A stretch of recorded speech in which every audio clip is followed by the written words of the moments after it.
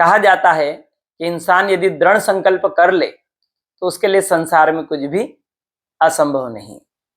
संकल्पवान व्यक्ति को पहाड़ रास्ता दे देते हैं। संकल्पवान व्यक्ति के लिए नदियां राह दे देती है।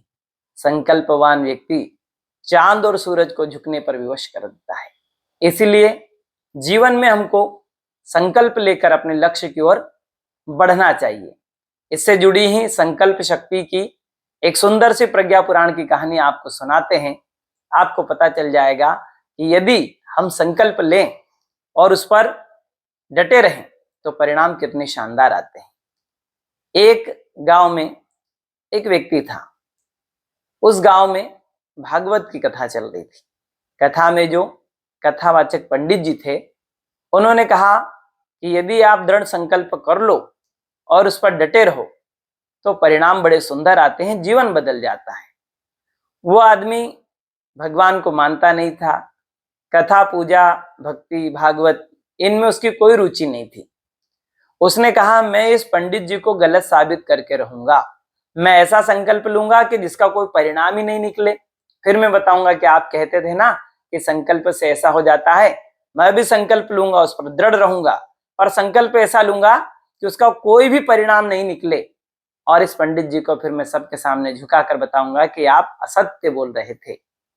अब उसने क्या संकल्प लिया कि उसके घर के सामने एक घड़े बनाने वाले कुम्हार रहते थे। तो उन्होंने ये संकल्प लिया कि मैं प्रतिदिन जब तक उस व्यक्ति का मुंह नहीं देख लूंगा तब तक भोजन नहीं करूंगा।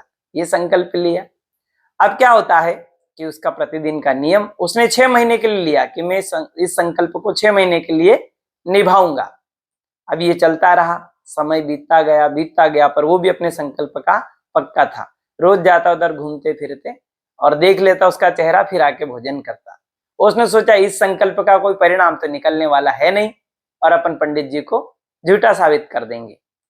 अब 6 महीने में कुछ ही दिन बचे थे कि क्या हुआ कि एक दिन वो घड़े बनाने वाले दादा कहीं बाहर गांव चले गए। तो बाहर गांव चले गए, अभी उनके घर तरफ गए देखने के लिए, दिखे नहीं, वापस आ गए। फिर 1 आध घंटे बाद गए, फिर दिखे नहीं, फिर वापस आ गए। फिर उन्होंने उनके घर वालों से पूछा कि भैया दिख नहीं रहे, कहाँ गए? तो उन्होंने कहा कि वो तो गांव गए हैं। अच्छा, कब तक आएंगे? बोले साहब पता नहीं, आज शाम को भी आ जाए या कल आ जाए। अब यही हुआ, शाम को फिर देखने आए, फिर वो नहीं आए थे।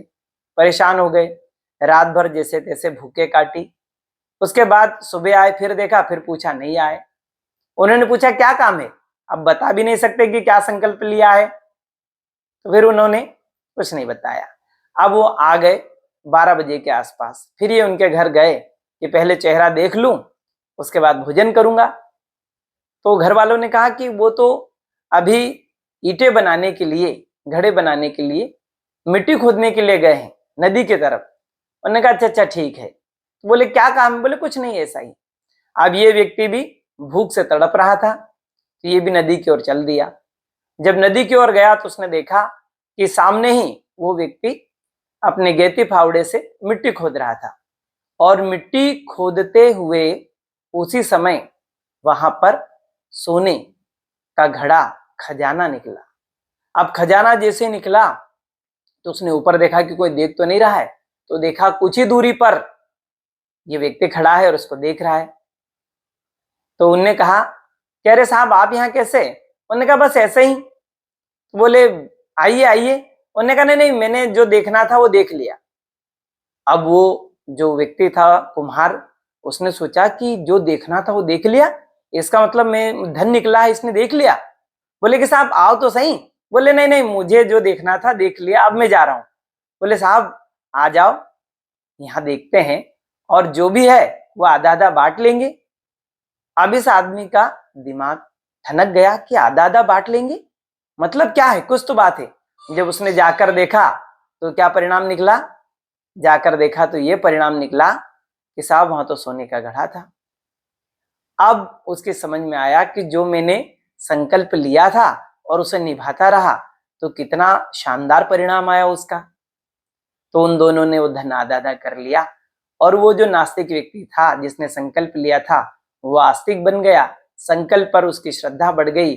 उसने पंडित जी के चरणों में सिर झुकाया और कहा कि हमारे ऋषियों ने, संतों ने, महात्माओं ने जो परंपराएं दी है और बनाई है, निश्चित रूप से यदि हम उसका पालन करते हैं तो हमारे जीवन में चमत्कार होते हैं, हमारे जीवन में सफलताएं आती है, हमारा जीवन और ज्यादा शानदार बन जाता है। तो भाइयों, ये कहानी इस बात को बताती है कि हम सबको संकल्प लेना चाहिए, संकल्प के साथ आगे बढ़ना चाहिए। तो निश्चित रूप से आप यदि विद्यार्थी हैं, आप यदि किसान हैं, आप यदि कोई बिजनेसमैन है, या आप किसी भी उद्योग, व्यवसाय या नौकरी में हैं, हमें संकल्प लेना चाहिए। हमारा संकल्प निश्चित रूप से पूरा होगा।